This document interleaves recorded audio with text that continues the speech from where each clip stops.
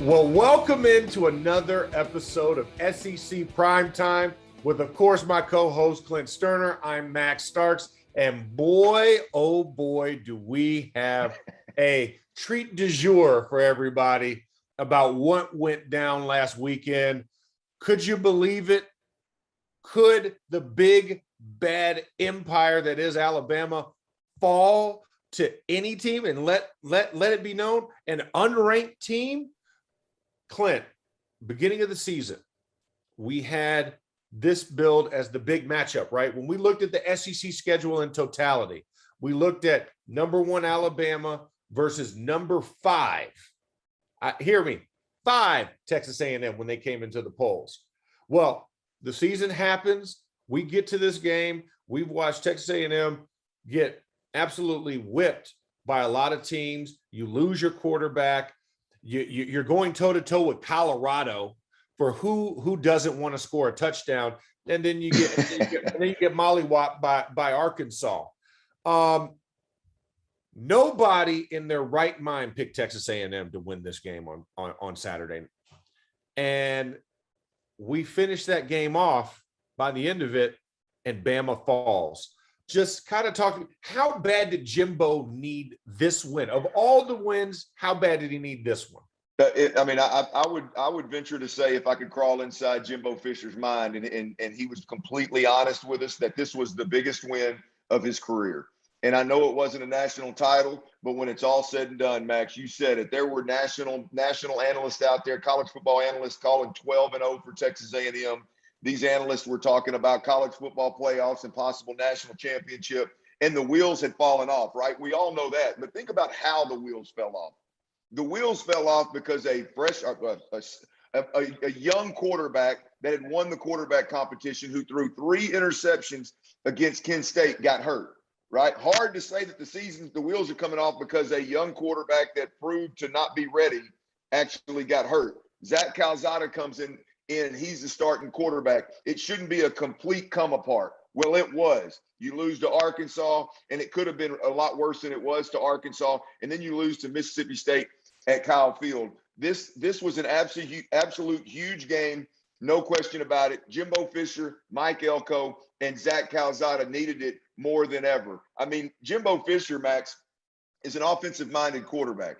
You could say, we will say, the offense was leaving a lot on the table to be desired. There's no question about it. The quarterback play, he's one of the best quarterback developers in the country, right? Has been. And the quarterback play was suspect at best. Quarterback development and recruitment was obviously a major issue. Brother, the wheels were coming off, and Jimbo Fisher needed this one. And hats off to those guys, because that was an impressive victory for Texas A&M. Yeah, the wheels came off against Arkansas, and then the floor dropped out from under them after Mississippi State. So they were Fred Flintstoning at that point, going into this Bama game. And the other thing was the defense looked like it provided no resistance, and we just thought that they weren't going to be able to provide pressure. Well, they were hitting Bryce Young frequent and often. They stymied the run game and tried to force Bama into their strength, which was the secondary. And they played it in such a way that you're like, man, I wish we could rewind time and put this at the beginning of the season to have a comfortable quarterback back there, right? Let Calzada finally, he's sat down and has calmed down from a lot of the immaturity and, the lack of experience. I mean, frankly, and just to deliver that game, to answer Bama shot for shot, and deliver that gutsy type of performance. I mean, just kind of talk about, as a young quarterback, right? And then you get in these moments and the light bulb clicks. What is that moment like, Clint, like for a young QB to finally, quote unquote, get it?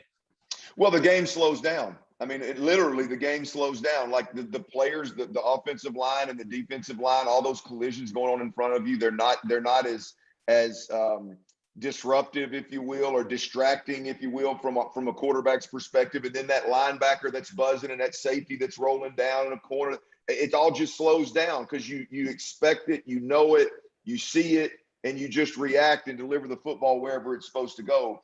And there's no question about it that Zach Calzada obviously needed this game.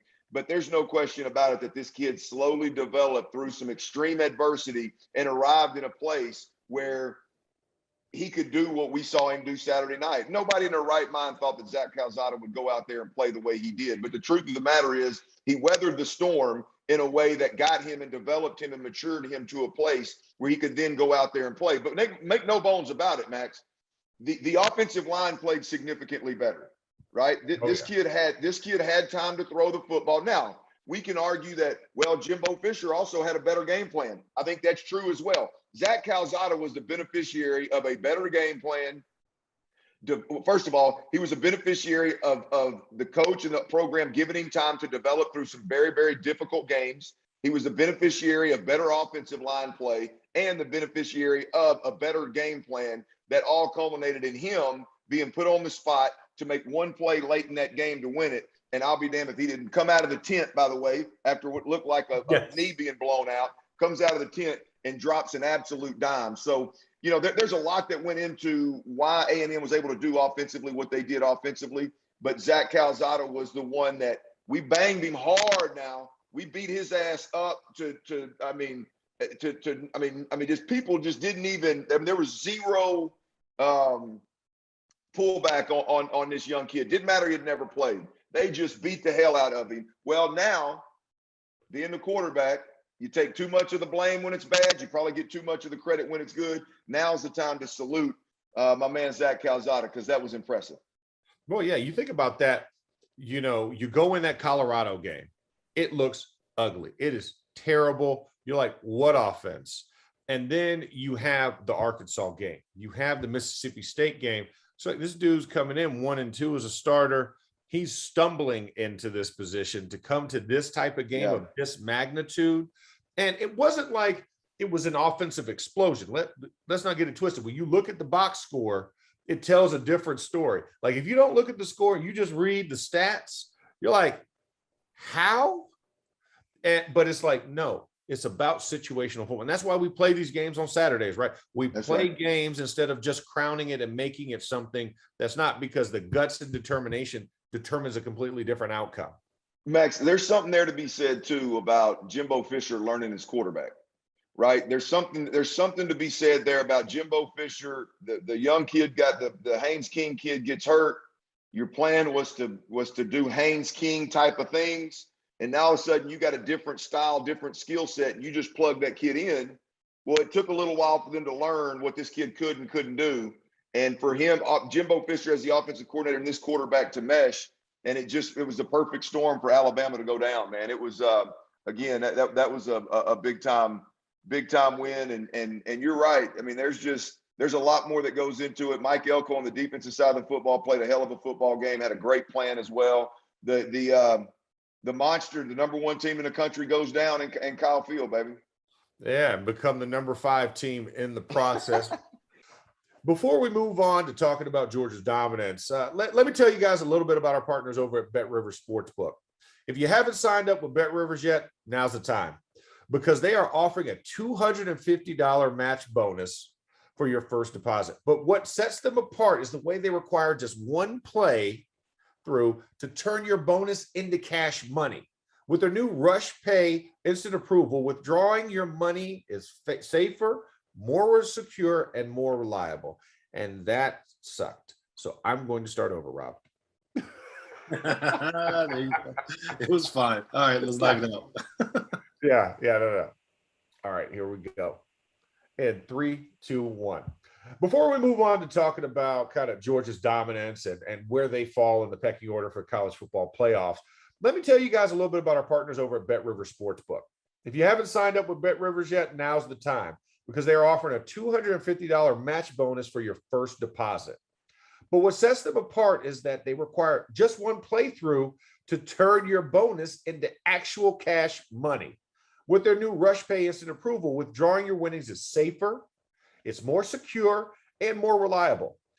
With football season in full swing, get in on the action by going to betrivers.com today or by downloading the BetRivers iOS app.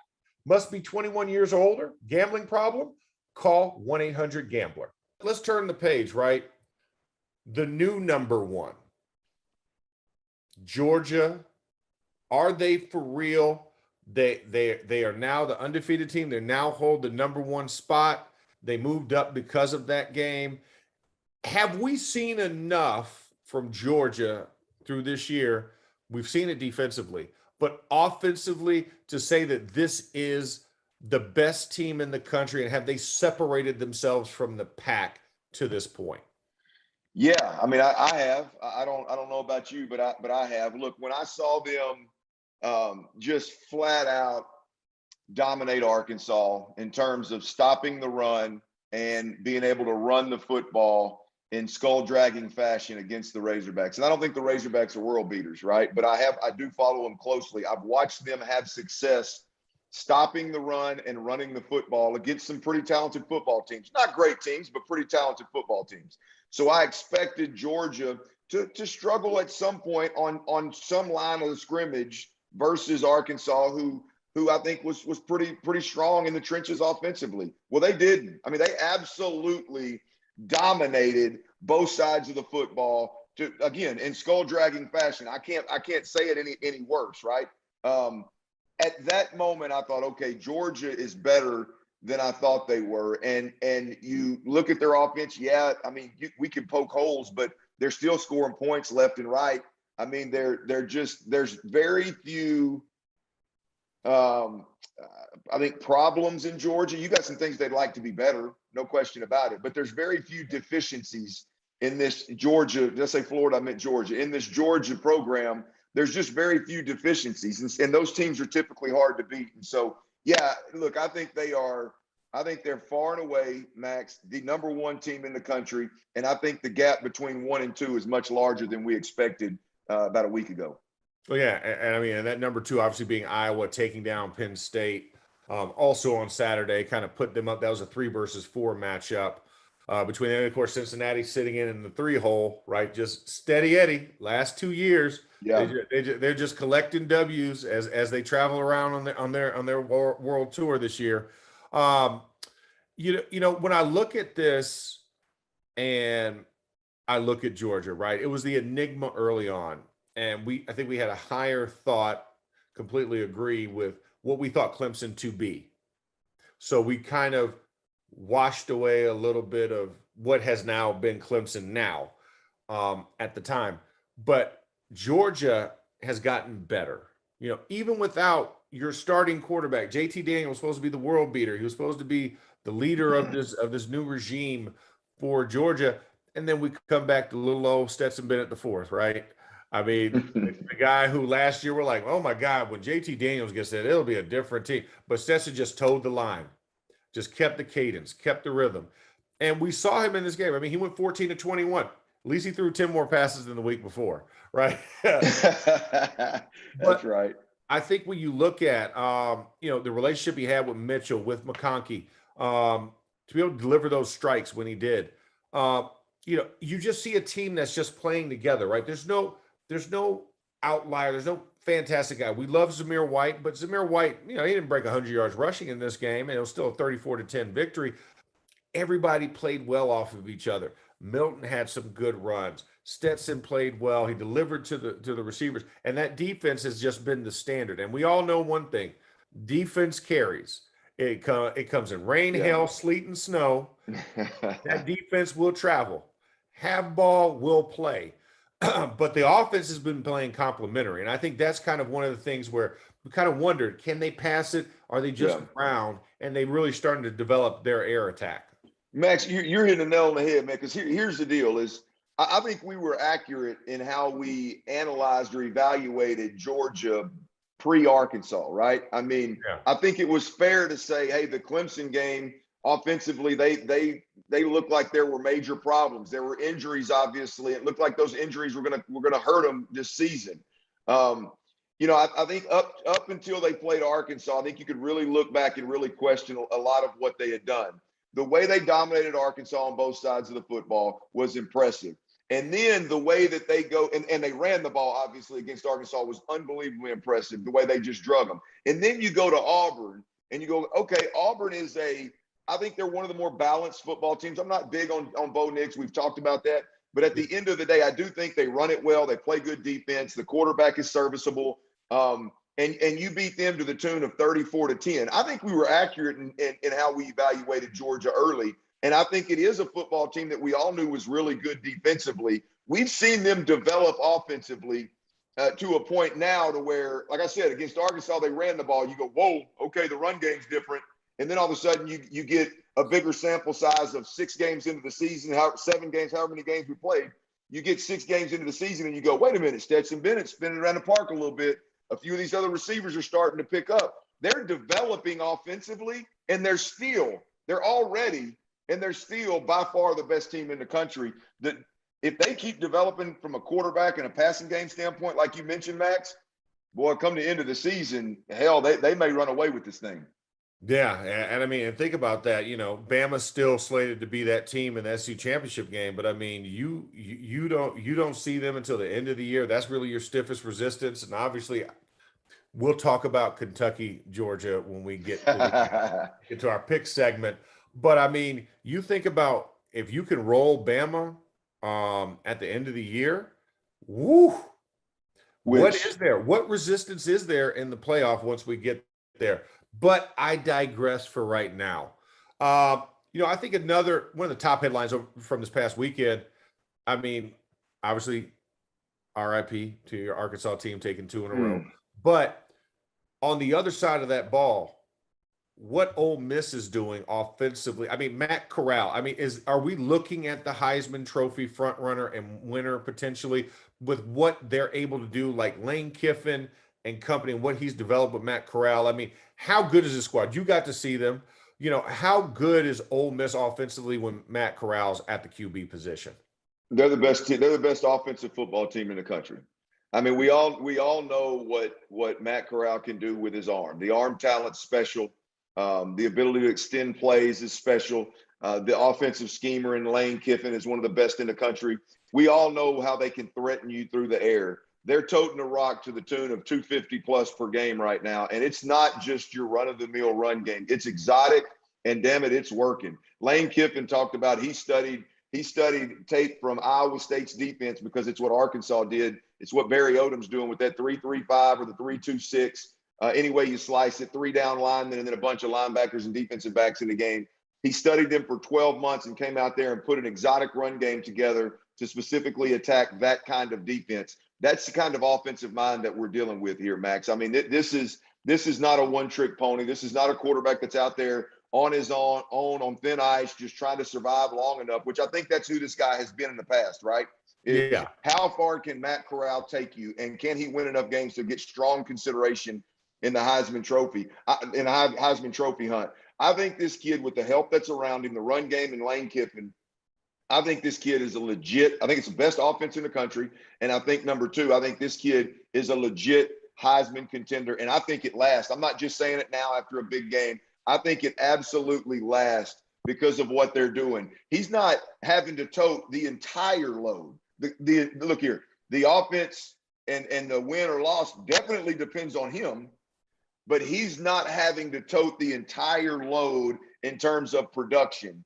And I tell you, I just think this kid is going to put up monster numbers. He's going to lead the team in rushes, by the way. I mean, he's going to lead the team in rushes. Maybe not yards per carry, but he's going to lead the team in rushes per game.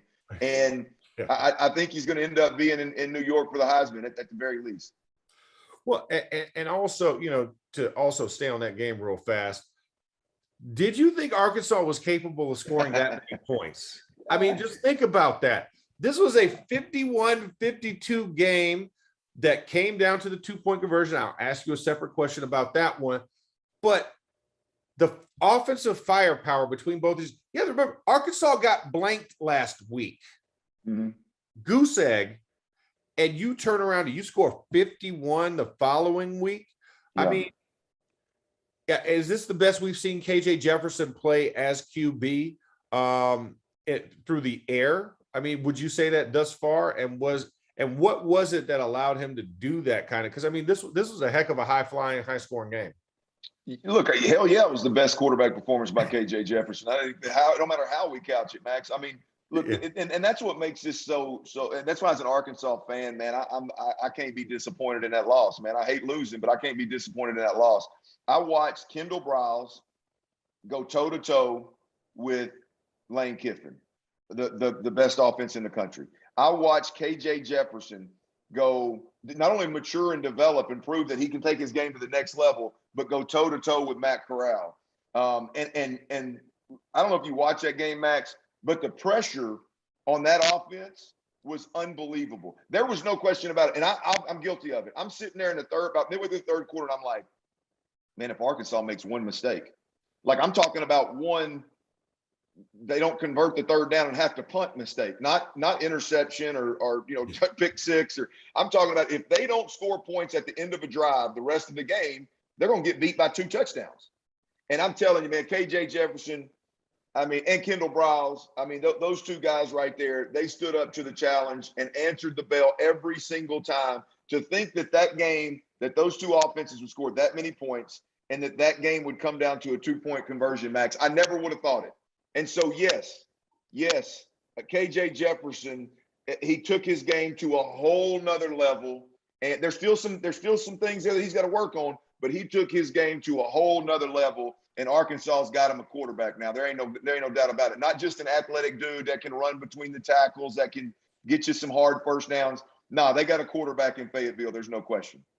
Well, and just to give those that did not watch the game, he went 25 of 35 in the air for 326, 3 tutties, 1 giveaway. That's ridiculous.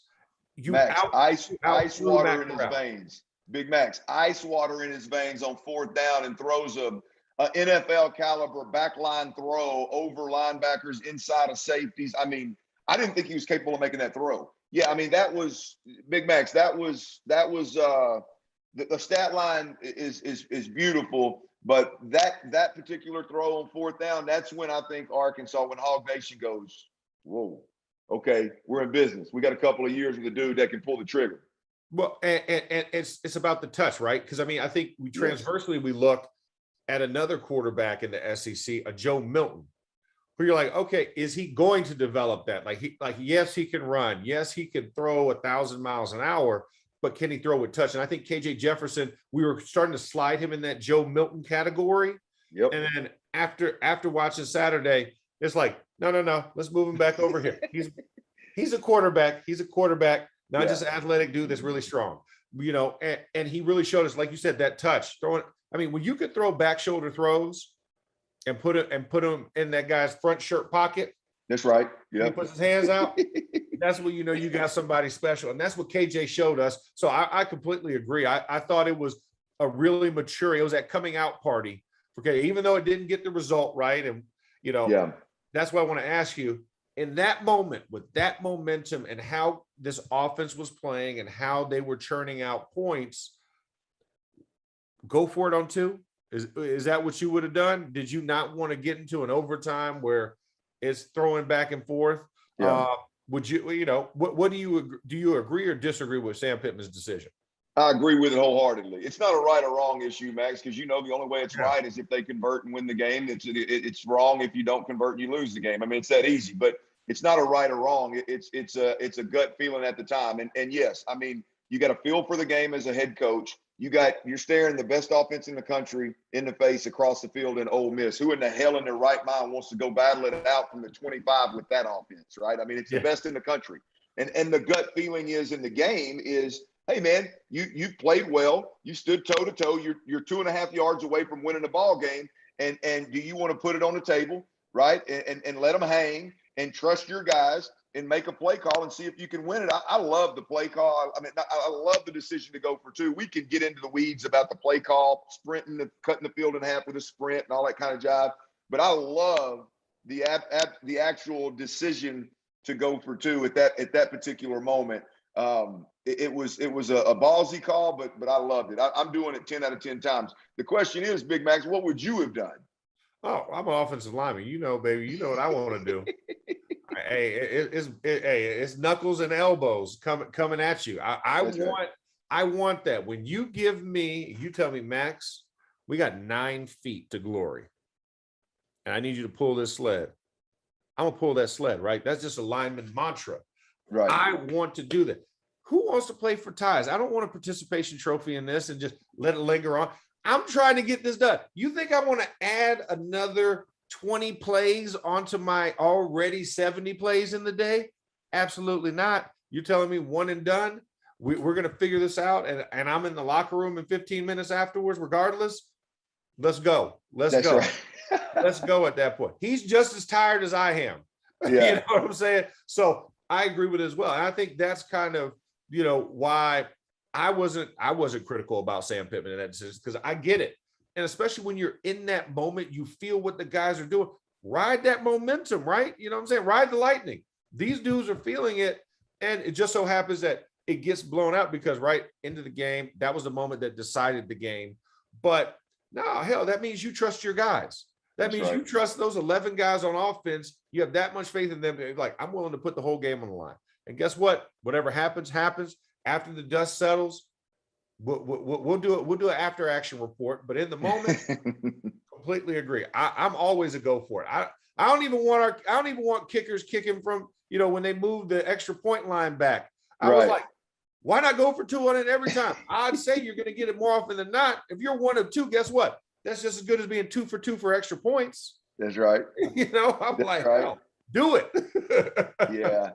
I think some people they're really critical of the play call. And I think if Kendall Briles had to do it over again, he would do it a little differently. But at the same time, man, I think you got to play. You feel good about it. You practice it all week long against that defense. You got to stick to the plan. And unfortunately, it didn't work out. But what a damn football game, man. We had so many really, really good football games this week that Arkansas was just one of many. But tough finish, man. Tough finish for the Hogs, but I loved it. Yeah, no, I mean, and when you think about, just think about this just on a grand scale. When's the last time we've had a Saturday this crazy? I mean, when you look at just all of the games, right? Ole Miss, Arkansas being one of them, but the Bama, Texas A&M, the Iowa, Penn State game, like we had awesome games at every level on Saturday. And it was just one of those things where you didn't want it to end. I mean, kickers were being crucified this weekend for horrible kicks to end games, not only Saturday, but on Sunday as well. I mean, it was just the excitement that fall brings, I felt hit a crescendo on Saturday. And it just springs you forward for whatever happens the rest of this season. But it was some great football being played. I was so happy that I got to watch it, unfold the way it did. And, hey, listen, when I'm wrong on a bet, I don't mind it. Because, I mean, when you look at it, to see Texas A&M do what they did and prove us wrong when we thought Bama was just going to steamroll them, I feel good about being wrong because that means something great happened in the process. Right. Well, I always tell them, Max, we don't get paid to be right. We get paid to do our due diligence and give an expert opinion. I don't get paid to be right or wrong. I'm gonna be wrong time to time. That's why they roll that ball out there and blow that damn whistle. But I promise you, we're gonna flip the necessary stones and bring you an expert opinion. I don't mean that opinion's always going to be accurate, always going to be right. It's just going to be expert, baby. So, and nothing wrong with being wrong every now. Nothing wrong with being wrong every now and then. Well, and I think even more so, when you're doing your due diligence, we always talk about this. You can't quantify heart and resiliency and toughness. Calzada coming out of the tent when you would think that he would be done, and you're going on to your third quarterback. You can't account for that. I can't study enough notes to figure that out. That's right. And the guts that it takes, to sit there and drag those C.O. Jones out there and deliver. That's something that'll never be on one of these sheets, man. It'll never be on one of these sheets. And it comes to that measure of looking another man in the eyes and telling, hey, we got this, and going out and delivering. So that's the beautiful thing of sports, right? Because if it wasn't, it'd be a video game, or we would just write sheets up. My sheet looks better. I win. You go and you play it, but show me that you're better than me. That's right. I don't care who you are. I don't care how much NIL money you got.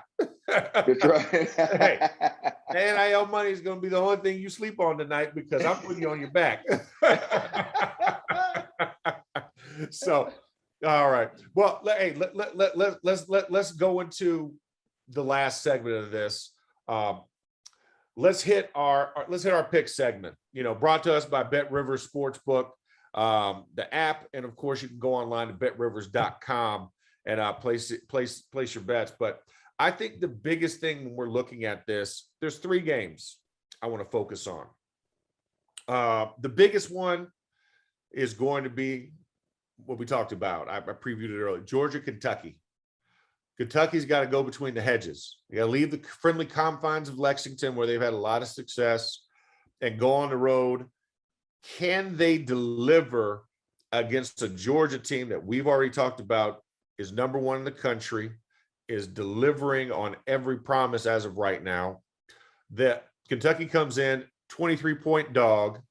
The total point, you're a 23-point dog, and the score is supposed to be 43.5 for total points scored. You do the math on that, and you're like,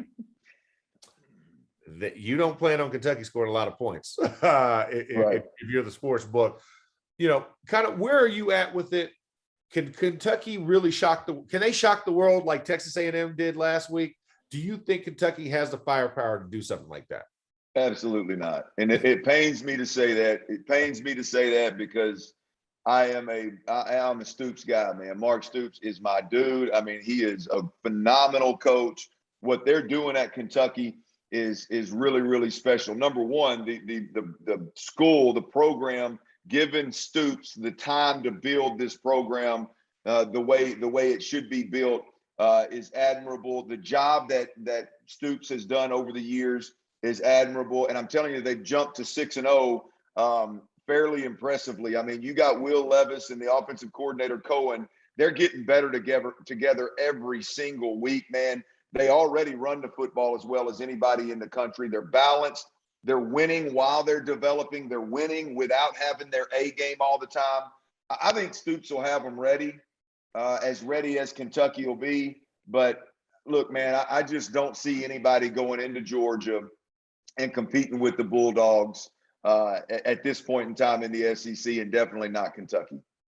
All right. So what are you going with? Are you taking Georgia with the points, or are you taking Georgia? Or are you taking Kentucky with the points? I'm gonna pull the rookie here. I'm gonna take Georgia and the over. I'm gonna take Georgia minus 23.5. No, Georgia minus 23. And I'm going to take the over 43.5. And the minute that Kentucky scores 1 touchdown, I'm going to cheer. I'm going to jump up and down. Yeah.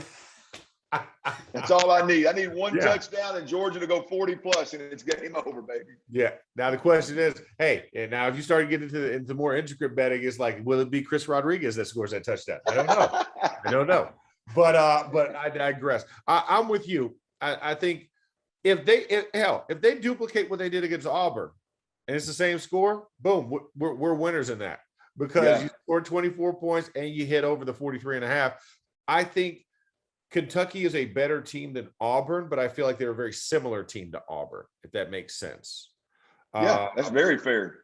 And I think that if Georgia does what they've done, if you limit Stetson Bennett to about under 25 passes, I think you get the same result. So I'm with you. I like Georgia and the over on this one. And I think the score looks very similar to that of the Auburn-Georgia game from last week. So we're both in agreement on the first one. Next one up, Ole Miss, Tennessee. Now, this is the wackiest of the lines, I think, of all of them. And that's why I'm glad our friends at Bet Rivers gave us this one. Ole Miss at Tennessee, going to Rocky Top. 3.5-point favorites on the Ole Miss side of it, but the total points, 80.5.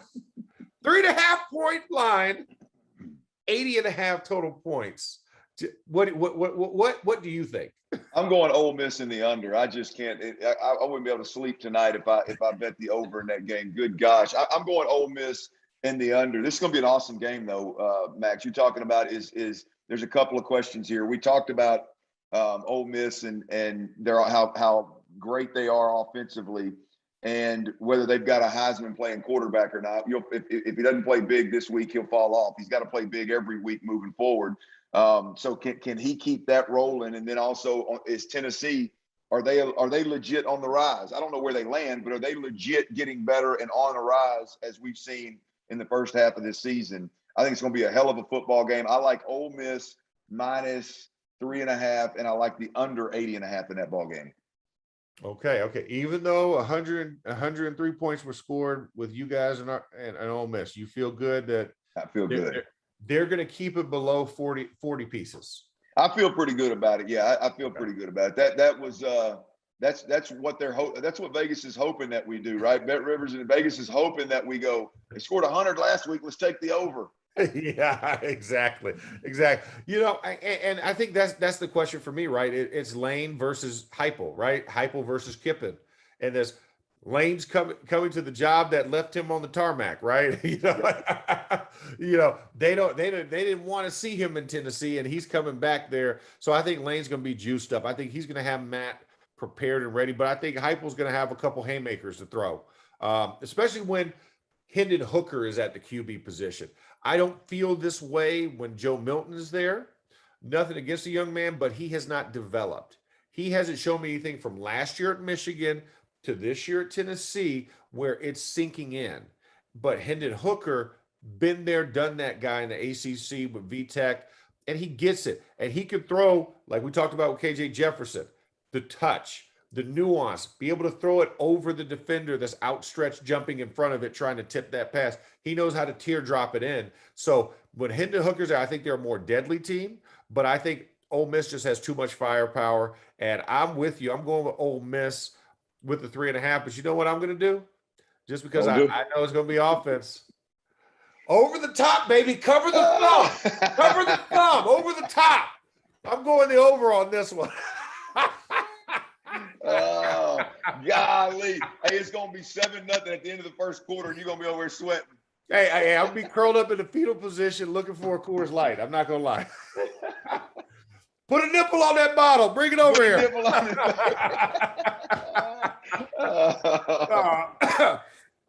All right. So, hey, to finish it up, we're going to go one last game. This is a like I said, treat du jour, right? We're doing 3 games. We're giving you lines on. Auburn and Arkansas. Guys are coming back to Razor Hogs. You know, Auburn is coming in as a 3.5-point dog. 53.5 points on that one. I mean, we saw it last week. I mean, they scored 51. So, of course, they should be able to score over that amount between two teams. But anywho, you know, Auburn coming off of that Georgia game and Arkansas having played Arkansas 2 weeks before. You know, these are two teams that have had those had the blues. Yeah. But Auburn, quote unquote, fared a little bit better because they put up 10 points. So I think when you look at it, it's a very similar teams. You know, it's Brian Harsin, Bo Nix and company. What do you see in this one? Try and put the analytical hat on. I know as much as you want to be, you know, you're an Arkansas pride. But what do you see in this game? Man, this was a tough one for me because I do think Auburn's better than probably advertised. I mean, look, they've had to go to Penn State. They've had to play Georgia. I mean, those are two absolute monsters. And so if those are the two games you're going to evaluate them by, it's probably not real fair when you talk about this game this week, right? Now, when they go play in Alabama or they go play another top 10 team, then we can look at what they've done against other top 10 opponents. But right now, I think saying, well, Penn State beat up on them, well, Georgia beat up on them, so Arkansas, I'd pump the brakes a little bit on that. I think Auburn's a better football team than most give them credit for. We saw that against LSU. I do believe, though, that Arkansas has taken their game to a whole nother level. Arkansas has gotten – they get them at home. I think Arkansas wins this football game, but I think they win it by 3. I would take Auburn and the points. Auburn plus 3.5, and I would definitely take the over in this ball game. As you can tell, I'm a big fan of the over, Max. Yeah, you are. You're a huge fan of the over. No, I think when I look at this, I think you're right. I think Auburn is better than advertised, and I think that kind of looking at their record, you can be deceived because you've gone with 2 Goliaths to this point of the year, and that can be deceiving when you're looking at that point total. But you have to remember, this is a team that also was hanging 60 burgers They were handing them out like they were free flapjacks on Tuesday, right?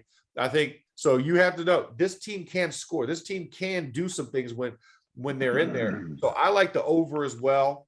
I think Arkansas. I don't see Arkansas losing 3 in a row. I think they're too good to be an 0-3 at any point this year in a 3-game snapshot. So I like Auburn to win. I like Arkansas to win this game. I think Auburn is going to be a tough game. I'm with you. I'm taking the Auburn because of the points. I think this is one of yours where it could go over. I just don't expect it to go over the 3.5. I think you're right. I think it's going to be a field goal decision, or who knows, maybe a 2-point conversion. So I'm with you there. But you know what? I'm going to be a little crazy. I'm going to take the under in this one because I think the run games are going to be very important in this game. And we know when you run the ball, suppresses the time of possession and everything. So I would go under and take Auburn. So I think it's pretty good. I like where we're at. I think it's a good repartee. You know, at the end of the day, of course, we tell you guys out there, you make the decisions at the end of the day. We're here to provide educated decisions and give our thoughts about it. We're not paid to be right. We're just paid to be entertaining. So with that, we got to say this is the end of the show. And as always, tune in, click, subscribe. Let us know what you think about, you know, not only our show, but Field of 12 in general with all of our guys across all the conferences. We appreciate it. You've been listening to SEC Primetime with Starks and Stern. Take care.